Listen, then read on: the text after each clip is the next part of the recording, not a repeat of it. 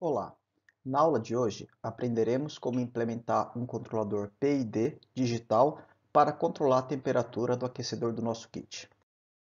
O principal objetivo dessa aula é implementar um controlador PID para controlar a temperatura do kit. Aprenderemos também como implementar um controlador PID genérico em qualquer microcontrolador. O nosso projeto prático encontra-se em estágio bastante avançado.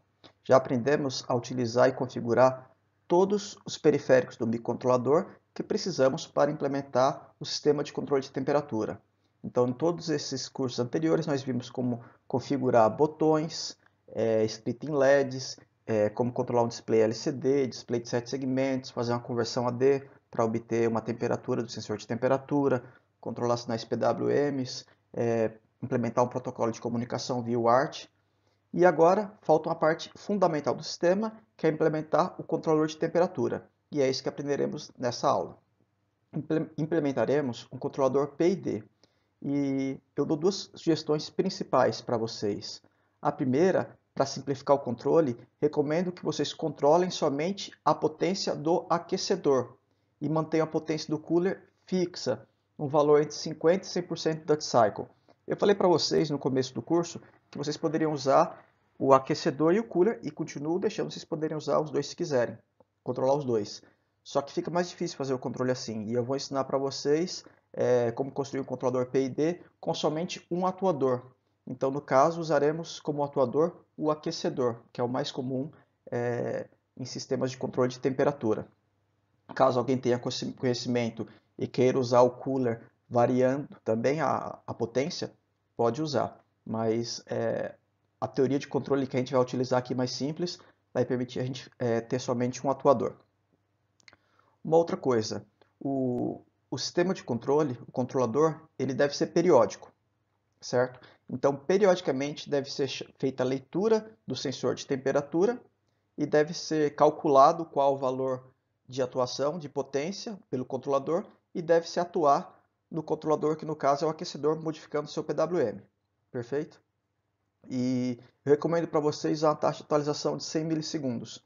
Pode variar para um pouco mais ou um pouco menos, mas deixando essa taxa muito longa, vai fazer com que o controlador fique um pouco pior, porque ele vai demorar mais tempo para conseguir responder a mudanças. E se deixar essa taxa muito curta, torna-se difícil, o tempo de processamento requer mais processamento, né? Então vocês vão ter que ter uma interrupção aí, recomendo vocês usarem uma interrupção via timer de 100 milissegundos como a interrupção básica do sistema de vocês. É claro que vocês podem usar múltiplos dessa interrupção para gerar interrupções mais lentas. Eu quero dizer o seguinte, vocês vão ter um timer gerando interrupção a cada 100 milissegundos, mas vocês podem usar um contador, por exemplo, para que em cada 3 interrupções ou 2 vocês atualizem o display, que não precisa ser atualizado a 100 milissegundos. Que por sinal, se vocês tentarem atualizar o display a 100 milissegundos, ele vai ficar meio apagado. Então eu recomendo vocês atualizarem o display entre ou com 200 ou 300 milissegundos, por exemplo. Enfim, outras bases de tempo podem ser tomadas como múltiplas dessa interrupção de 100 milissegundos, utilizando contadores e flags para indicar que chegaram nesses múltiplos dessa interrupção. A forma mais simples de fazer o controle de temperatura, caso vocês não consigam implementar o controle PID, é através de um controle on-off. Basicamente é o seguinte, o que vai ter no controle? Vocês têm um atuador, que é o aquecedor, que é atuado por PWM. Vocês têm um sensor de temperatura, é o diodo, que vocês fazem a leitura dele por conversão AD. E vocês entram com a temperatura desejada pela interface de botões ou pela interface UART. Perfeito? Então, a gente chama essa temperatura desejada de set point. Então, observem no gráfico aí da temperatura versus tempo. Nós temos uma temperatura desejada aqui, indicado por essa linha tracejada. E o sistema começa frio, começa a aquecer, e a gente quer que ele fique nessa temperatura. Se nós utilizarmos o controle on-off, ele funciona basicamente da seguinte forma. Se a temperatura atual está abaixo da temperatura desejada, você mantém o atuador, no caso o aquecedor, ligado. A partir do momento que a temperatura ultrapassa a temperatura desejada, você desativa o aquecedor. No entanto, a temperatura vai continuar subindo por um tempo até que ela comece a baixar. Tem uma inércia térmica aí, né? Então acaba acontecendo esse fenômeno. Da mesma forma, Quando a temperatura ela passa a ficar menor que a temperatura desejada, aí nós ligamos o atuador. Mas também há um atraso para que a temperatura volte a subir, o que faz com que o sistema fique com essa oscilação, se nós utilizarmos um controle on-off, que é um controle mais simples. Um sistema que usa esse tipo de controlador são as geladeiras antigas. E ela é eficiente para aplicações que é aceitável um nível de flutuação aqui considerável. Mas se nós quisermos uma aplicação onde a temperatura seja mantida com precisão, esse tipo de controlador não é adequado. O controle PID, proporcional integral derivativo, é um dos tipos de controle mais utilizados para se controlar variáveis contínuas. Ele é um controle de malha fechada, realimentado. Por que isso? Considere aqui o diagrama abaixo, que deseja controlar a temperatura de um sistema.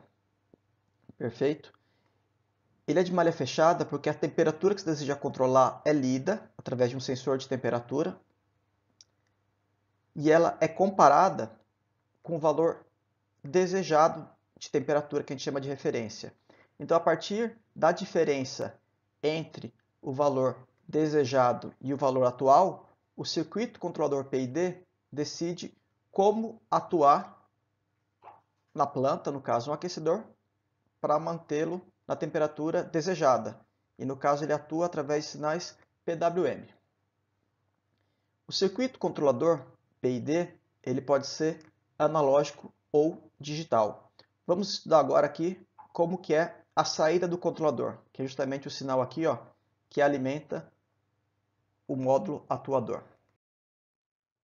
A saída no tempo de um controlador PID, no tempo contínuo, né, de um PID analógico, pode ser descrita pela seguinte equação. Então, a saída do controlador no instante t é igual ao ganho proporcional multiplicado pelo erro no instante t. O erro é justamente a diferença entre o valor desejado, o set point, e o valor lido pelos sensores, somado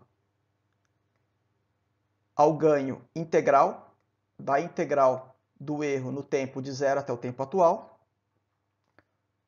somado ao ganho derivativo multiplicado pela derivada do erro no instante t. Então, por isso que tem o nome PID, né? Nós temos um ganho proporcional, que é proporcional ao erro. Nós temos um ganho integral, que é proporcional, que multiplica a integral do erro. E nós temos um ganho derivativo, que multiplica a variação do erro, né? E geralmente, quando esses controladores são implementados através de circuitos analógicos, eles são implementados com amplificadores operacionais, como mostrado na figura. Nessa primeira parte aqui, nós temos um amplificador na configuração inversora, que dá o ganho proporcional. Na segunda parte aqui nós temos um integrador, parecido com o integrador de Miller, que dá um ganho integral. Então, esses valores de capacitores e resistores aqui vão definir o valor do ganho integral.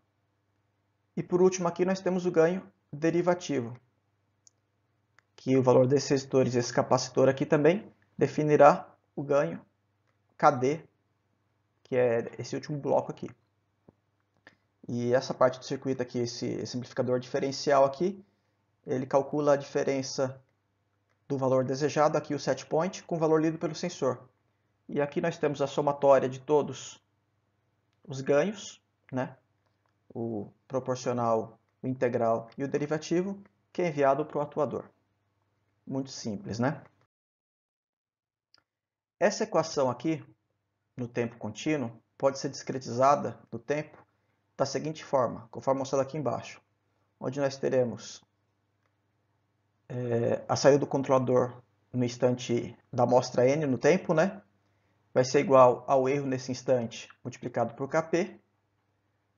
A integral é substituída por esse somatório aqui, né? Pode ser simplificada para esse caso. No caso, se tivermos um tempo, uma taxa de amostragem bem alta, quanto mais alta a taxa de amostragem, mais próxima a equação discretizada é da equação contínua, né? E a derivada pode ser aproximada pelo ganho KD multiplicado pela amostra atual subtraída da amostra de erro anterior. Na verdade, erro atual dividido pelo erro anterior. Lembrando que o erro é igual ao set point menos o valor realimentado obtido da saída, né? Então aqui nessa figura fica bem claro observar todos os sinais presentes no controlador PID digital, né? Temos o RT aqui nesse caso, o R está representando o set point. Aqui nós temos o valor de saída do sensor. O conversor AD que converte esse sinal no tempo contínuo de erro para um tempo discretizado. O controlador PID, que tem um clock, que tem um período do PID, que executa o cálculo da saída do controlador, que é o UDN. Aqui nós temos a saída do controlador UDN no tempo discreto. Ela pode ser passada por tempo contínuo através de um conversor DA, né? Pode ser feita a conversão digital analógica. Atuar na planta, que também sofre referência de variáveis externas. E nós vamos obter aqui y de t, que é justamente a saída no tempo atual da variável que desejamos controlar. Essas variáveis aqui, os ganhos proporcional Kp, o ganho integral Ki e o ganho derivativo Kd, eles podem ser descritos, o Ki e o Kd, através dessas duas equações, quando discretizado, no qual eles são função do ganho proporcional, certo?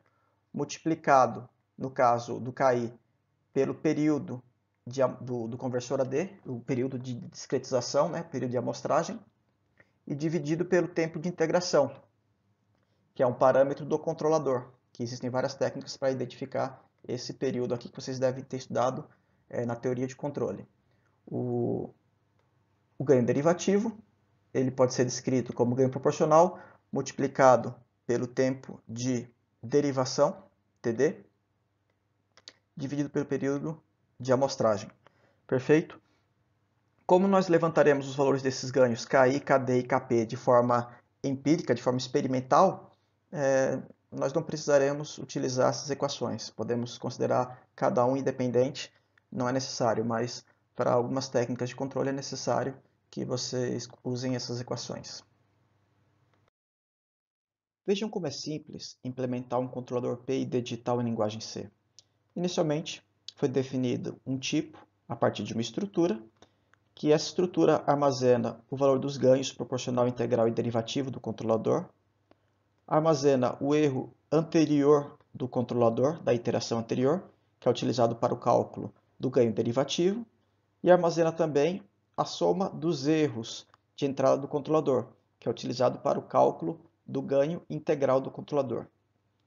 Esse novo tipo recebeu o seguinte nome, e aqui foi declarada uma variável global desse novo tipo, que é uma estrutura, que possui o nome PID-config. Essa função aqui é a função responsável por implementar o controlador PID.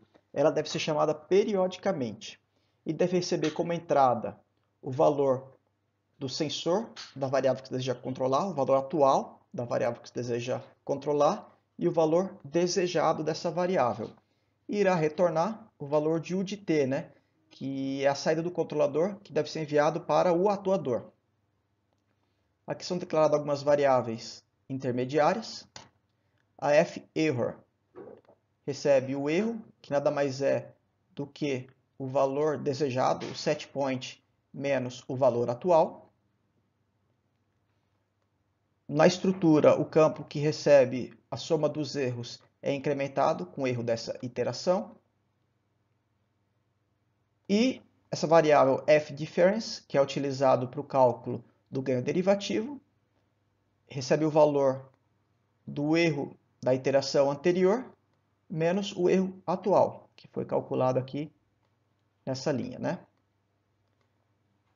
Fout é a saída do controlador, que nada mais é do que os ganhos, o ganho proporcional multiplicado pelo erro, o ganho integral multiplicado pela soma dos erros anteriores e o ganho derivativo multiplicado pelo erro anterior menos o erro atual. E nessa última linha aqui é retornado uma variável float que contém justamente o valor que deve ser atuado no atuador do controlador da malha, né? Nessa penúltima linha aqui, é atualizado o valor do erro anterior, que será utilizado na próxima iteração para calcular o erro derivativo. Muito simples, a partir daquela equação discretizada que nós vimos no slide anterior, é muito fácil implementar um código desse. Há algumas variações de implementação, e alguns cuidados que podem ser tomados. Por exemplo, em algumas implementações, para calcular a integral dos erros, não se usam todos os erros a partir do erro zero. Utiliza somente o erro anterior mais o erro atual. Então, esse erro anterior aqui que a gente usa para o diferencial, ele pode ser utilizado para calcular o ganho integral, somando-se o erro anterior com o erro atual. Isso é uma aproximação que também é utilizada. Uma outra coisa que costumam fazer é o seguinte: o controlador pode saturar a saída. O que é isso? Ele fica com a saída máxima ou mínima, que é o que o atuador consegue atuar. Quando isso acontece, o erro integral pode aumentar muito se você utilizar ele da forma que foi feito aqui, né? De ficar somando todos os erros. E aí, quando ele parar de saturar, vai demorar muito para o controlador chegar no ponto desejado. Então, uma coisa comum é que quando a saída atingir o valor máximo, né, ou mínimo, ela saturar, o ideal é que nas iterações seguintes do controlador, vocês não incrementem essa parte aqui da somatória utilizada para o ganho integral. Perfeito?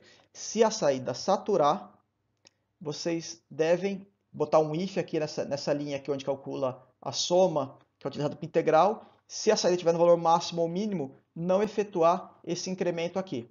Só fazer o incremento quando a saída não estiver saturada. Isso evita essa lentidão na resposta quando ele sai da saturação, que é conhecido como wind-up. Uma outra coisa que vocês devem fazer é, antes de enviar a variável fout para a saída, é verificar se ela está com valor superior ao valor máximo que o controlador suporta, ou inferior ao valor mínimo. E no caso, saturar ela para o valor máximo para o valor mínimo. Então pode haver um teste aqui para ver. No caso, o fout aqui é o Dutch Cycle. Ele tem que estar entre 0 e 100, né? Se por acaso a saída do controlador der 115, você deve modificar o fout para 100. Então colocar um if aqui embaixo, antes de retornar a variável, para saturar. E ao mesmo tempo, quando vocês perceberem que foi saturado, vocês podem até guardar essa informação em uma flag do tipo static, que pode ser uma variável aqui ó, declarada como static, aqui, que funciona como se fosse uma global, né? E podem utilizar isso para fazer esse teste que eu falei aqui da soma do ganho, que é utilizado para o ganho integral. Que se o controlador estiver saturado, não se deve fazer essa soma. Perfeito? E aqui, nesse slide, é simplesmente ilustrado como fazer a chamada aquela função ali que calcula a saída do controlador, né? Ela recebe como parâmetros o valor do sensor atual e o set point, perfeito? E a saída dela, o retorno dela é enviado para a função que executa o controle do atuador, que no caso vai ser a função que modifica o Dutch Cycle do PWM do aquecedor. Essas funções aqui, que obtém o set point e o valor do sensor, no caso o valor do sensor vai ser a conversão AD, e o set point vai ser um conjunto de funções que faz a leitura do set point ou via UART ou via botões, perfeito? O que é importante? Que essa função seja periódica, que a chamada da função PID update data seja periódica.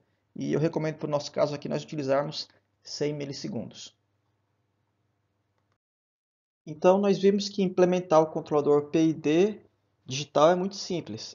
Na verdade, a parte mais difícil em controle é encontrar os parâmetros de ganho desse controlador, né? Então vamos falar um pouquinho qual a influência de cada um desses parâmetros na resposta do controlador. Vamos falar do ganho proporcional. Quanto maior for o ganho proporcional, mais rápido o sistema atinge o set point. Porém, se o ganho proporcional for muito grande, gera oscilações em torno do set point. E quando usado sozinho também, só o controlador proporcional, pode haver um erro de estado estacionário, ou seja, o sistema não estabilizar no set point, estabilizar um pouco acima ou um pouco abaixo. Isso é interessante. Estou falando aqui que quando KP é utilizado sozinho, o controlador P e D ele pode se transformar em um controlador P ou no controlador PI, que são os mais utilizados. O que é o controlador P? Um controlador P é um controlador que os ganhos KI e KD são zero. Basicamente, se colocar eles igual a zero, aquela mesma função para o P e D vai virar um controlador proporcional. Se vocês quiserem um controlador proporcional integrador, é só zerar o derivativo, colocar D igual a zero. Então, isso são as opções que temos. De modo, o controlador mais utilizado são os PI e os PIDs, né? Para sistemas muito rápidos, onde o atuador atua rápido e o sensor consegue obter essa mudança muito rapidamente, onde não há atrasos entre a atuação e a resposta do sistema, o ganho derivativo não tem muita utilidade. Ele pode utilizar o controlador PI.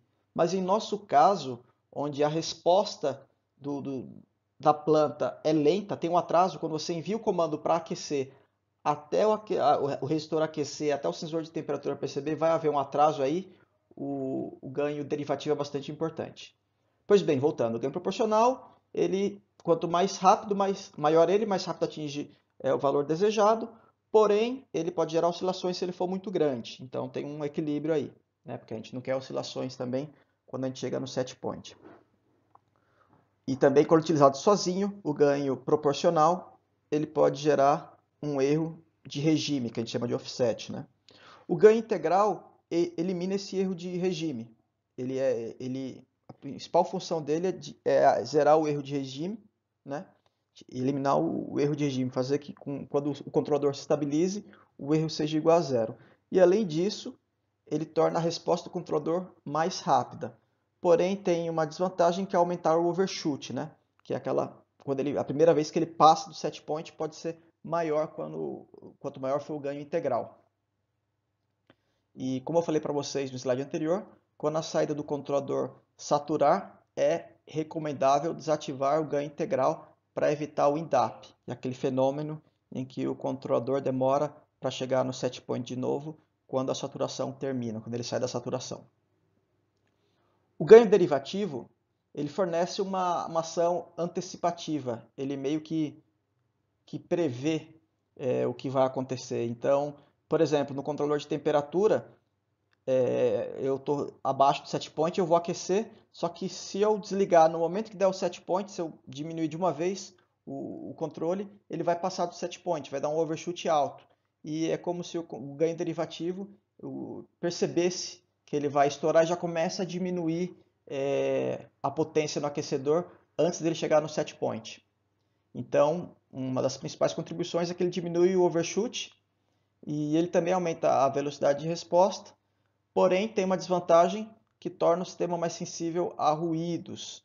Como ele multiplica as variações, e os ruídos são variações rápidas do sistema, pode ser ruídos do sensor ou da planta, da eletrônica ali, especialmente do sensor. Se eu tiver um sensor muito ruidoso, ele pode atrapalhar muito o ganho derivativo, o que vai exigir diminuir o ganho derivativo. Mas, em geral, o ganho derivativo é bem menor do que os demais.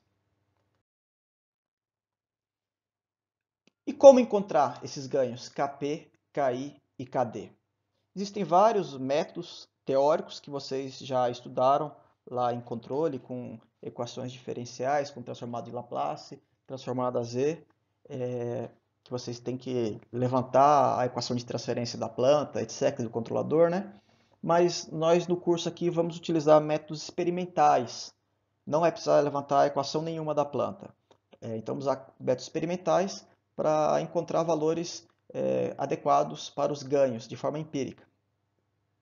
E esses métodos experimentais para se encontrar os ganhos se dividem em dois grandes grupos, os métodos de malha fechada e os métodos de malha aberta. Nos métodos de malha fechada, os ganhos Kp e Ki e Kd são variados em várias execuções do controlador e observe-se o desempenho do sistema, como ele se comporta com a variação desses ganhos, certo? E os métodos mais comuns são o método da tentativa e erro e o método de Ziegler-Nichols, de malha fechada. Então, no método de tentativa e erro, basicamente, você vai alterando o valor desses ganhos e vai observando como o sistema se comporta, como o controle se comporta.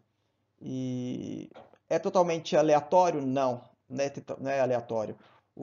Para utilizar a método da tentativa e erro, você tem que ter noção o que deve acontecer com o sistema caso você aumente ou diminua cada um dos ganhos. Então isso depende muito da experiência do desenvolvedor, do conhecimento, daquele slide anterior, do que acontece quando eu mexo em cada um dos ganhos, e observar e trimar meio na mão aí para ver quais são os melhores valores. O método Ziegler-Nichols, por sua vez, ele fornece um algoritmo para se fazer isso, não por tentativa e erro. Recomendo que vocês estudem ele. Na verdade, solicito que vocês estudem e isso vai ser mostrado no final da aula. Os métodos de malha aberta, por sua vez, nesses métodos a realimentação é desativada. Então você aplica um sinal no atuador, geralmente um degrau, você pega, por exemplo, sensor de temperatura, bota na temperatura numa potência baixa e dá um degrau, de uma vez muda para uma potência maior e observa-se qual é o valor recebido pelo sensor de temperatura e a partir dessa curva de resposta da malha, da sua planta, né? Aí é possível através de métodos como, por exemplo, o método de Ziegler-Nichols e Cohen-Kohn, obter os ganhos KP, KI e KD, também seguindo um algoritmo. Mas basicamente a maior diferença a diferença do malha aberta para malha fechada é que no malha aberta você abre a malha do controlador, excita a planta e observa a saída, e a partir dessa saída encontra os ganhos KP, KI e KD. Então vou apresentar para vocês agora uma técnica para sintonizar controladores P e D através da tentativa e erro, né? Vamos então imaginar o nosso sistema aqui. Nós temos um controlador de temperatura, temos o atuador que é o aquecedor, temos o sensor de temperatura com conversor AD. Enfim, já implementamos todo o software para controlar o aquecedor, para ler o valor da temperatura. E já implementamos também o controlador PID com os algoritmos que vimos na aula anterior. Agora a gente tem que escolher valores adequados dos ganhos proporcional, integral e derivativo para que o nosso controlador funcione como a gente queira, né? Então, o primeiro passo é zerar todos os ganhos do controlador, o proporcional, o integral e o derivativo. No segundo passo, você deve aumentar o ganho proporcional até que a saída do loop, ou seja, até que o erro, né, apresente uma pequena oscilação. Essa saída do loop que eu estou me referindo é justamente a subtração do set point, que é o valor de temperatura desejado, pelo valor atual de temperatura, né? Então, quando o erro começar a oscilar, é bom parar de aumentar o ganho proporcional, certo? Então, e como é que você vai fazer esse teste? Vamos dizer que você zerou o ganho proporcional, você começa com o valor 1 lá para KP. E aí, o teu sistema você liga em temperatura ambiente e coloca para o set point como 50 graus. Então, o sistema vai aquecer lá e você vai conseguir ver ele aquecendo. E, claro, você tem que ter uma medição gráfica da temperatura de alguma forma. Você tem que ter essa obtenção dessa temperatura, não precisa ser gráfica, pode ser pelo terminal, por exemplo. Você pode ficar observando a temperatura. E aí você vai esperar ela chegar no set point, que é 50 graus, que a gente definiu. E se o ganho estiver muito grande, ele vai ficar oscilando, tipo 51, 49, ficar oscilando muito. Nesse nosso caso aqui, eu diria que se oscilar mais do que 0,3 graus está muito. Então, no máximo 0,3 graus de oscilação, e aí você já definiu o ganho proporcional. Em seguida, depois de ter definido o ganho proporcional diferente de zero, você vai modificar o ganho integral, que estava configurado como zero, né? Então você também vai aumentando ele de forma a diminuir as oscilações que o ganho proporcional causou. Então quando fica com menos oscilação ainda, beleza, teu ganho integral ficou bom.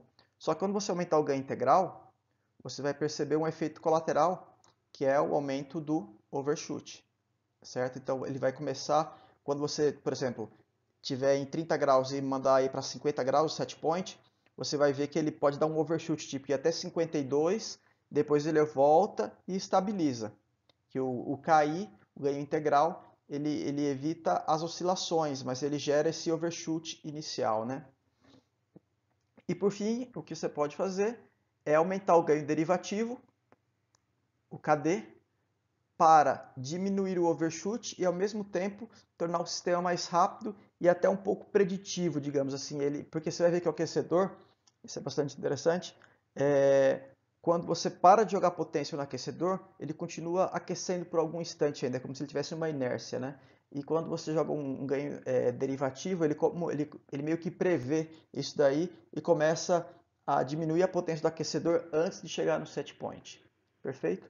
Isso aqui é um algoritmo geral, mas com experiência você vai conseguir entender melhor para cada aplicação como configurar esses ganhos proporcional, integral e derivativo.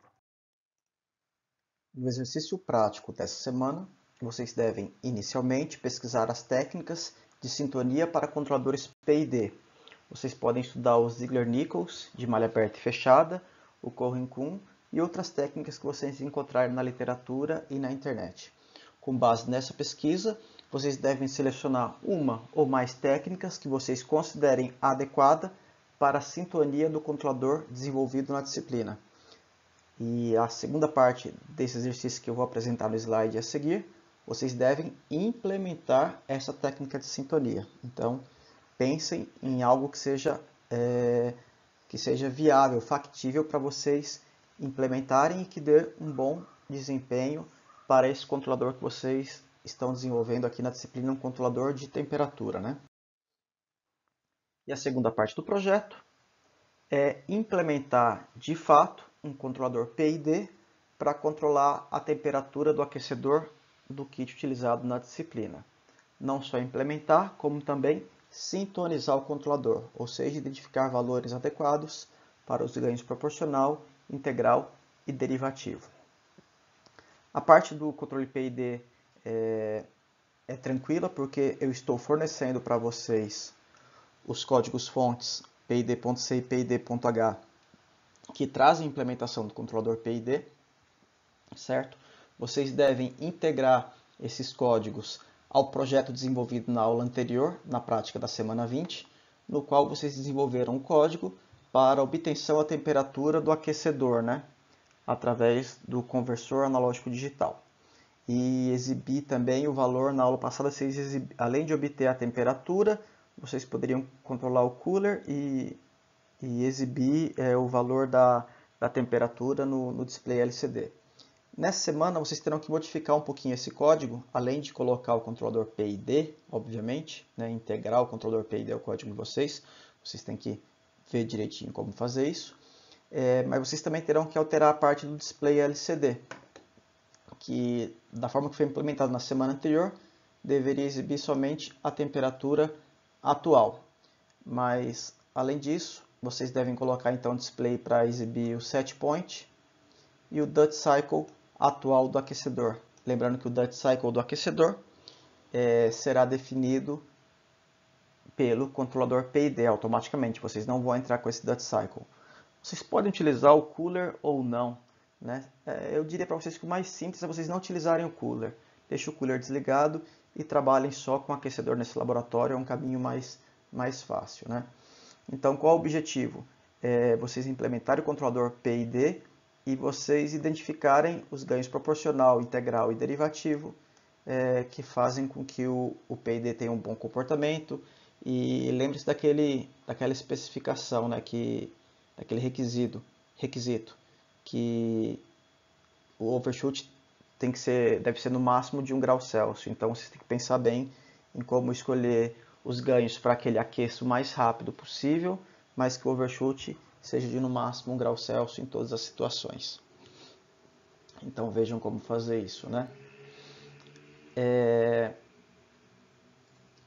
Como essas informações aqui não cabem todas no display, pode até caber, mas acho que fica ruim, não fica tão legível. Vocês podem optar por colocar várias telas no display para serem exibidas, né? Mostra uma tela, por exemplo, com a temperatura atual e com set point, e na tela seguinte pode mostrar o Duty Cycle, e também eu acho que é interessante vocês mostrarem os ganhos proporcional, integral e derivativo. Lembrando que vocês terão que utilizar ou os botões ou uma comunicação para interagir no kit, né? E como vocês não têm acesso aos botões, eu acho que a melhor opção é vocês utilizarem a comunicação ART.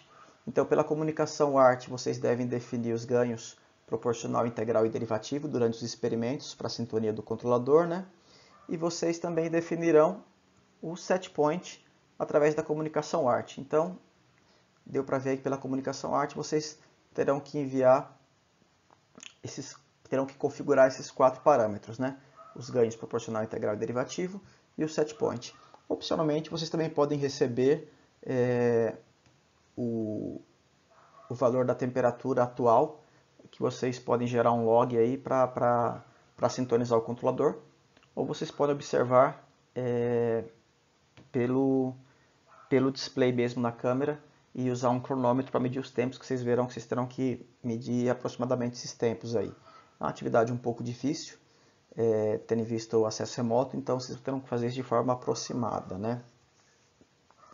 Como falei, vocês devem realizar a sintonia do controlador utilizando os métodos estudados. E todas as regras do padrão de codificação, como sempre, devem ser seguidas, né? Lembrando que, melhor um aviso, né? Vocês não sabem disso ainda, que no relatório final vocês deverão apresentar qual técnica foi escolhida para sintonizar o controlador e por que essa técnica foi escolhida. E vocês devem descrever também no relatório final, que será entregue no final do curso, né, com um projeto completo, de forma clara, concisa e completa, todo o procedimento para sintonizar o controlador de vocês. Vocês não terão que entregar essa parte aqui, que está no slide 15 aviso, junto com o código da semana 11. No entanto, vocês terão que entregar isso com o projeto final. Então, eu recomendo fortemente que vocês documentem isso já para separar o material que vocês utilizarão no relatório final do projeto de vocês. Vocês devem entregar, então, esse código com a implementação do controlador PID e com a sintonia até o dia 6 de junho, domingo, né? Domingo seguinte a não esse, o próximo, né? Após a aula. Os códigos devem ser colocados no repositório do Bitbucket da disciplina no branch semana 11, que deve ser gerado a partir do branch da semana 10, né? Pois na semana 10 tem toda a parte de medição de temperatura, display, então vocês terão que alterar um pouquinho ele ali para preparar o código dessa semana 11. Vale a pena lembrar que vocês jamais devem alterar os códigos após a data de entrega, correto? A não ser após o recebimento do feedback dos exercícios. Hoje é isso e desejo um bom trabalho a todos. Até mais.